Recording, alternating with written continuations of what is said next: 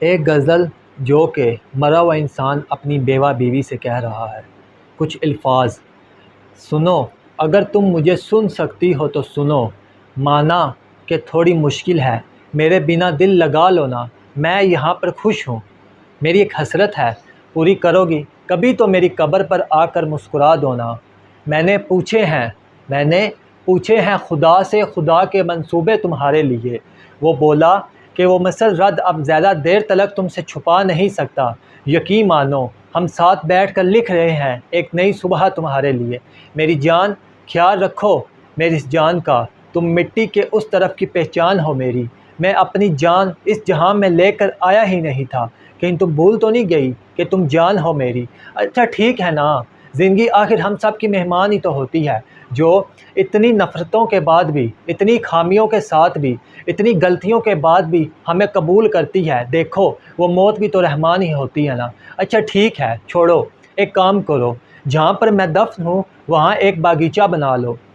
میری قبر پر خوشبو تو ہوگی لیکن پھولوں کو ٹوٹنا نہیں پڑے گا، تو آتی رہنا، تجھے رنگوں سے چھوٹنا نہیں پڑے گا۔ ارے تو کھول کر دیکھ اپنے گھر کو، تجھے رو رو کر سکون یوں میری قبر سے لوٹنا نہیں پڑے گا۔ ارے تو نور ہے، تو بے قصور ہے، تو دیکھ آسماں کی طرف، تجھے اس طرح اپنی پنکھیوں سے روٹھنا نہیں پڑے گا۔ ایک سوال جو کہ دنیا کی سوچ سے ایک مرا ہوا انسان نے، یہ میری طرف سے، کیوں سادہ سفید لباس میرے مرنے پر ہی تجھے ملا، کیوں سادہ سفید لباس میرے مرنے پر ہی تجھے ملا، تو مرتی تو خود کے جنازے پر بھی لال جوڑا پہنتی، ارے تو مرتی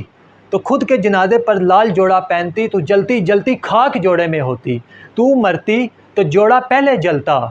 تو خاک جوڑے میں ہوتی، ارے تو مر جاتی، تو مر ہی جا تو اچھا ہے، تیری روح جسم سے تو آزاد جوڑے میں ہوتی، کیوں یہ جیتے جاگتے کفن لپیٹ کر چلنے کا دکھ میری سمجھ میں نہیں آتا۔ میں اتنا ہی کہوں گا، تو زندہ ہے تو جی، تجھے جینا ہے تو جی۔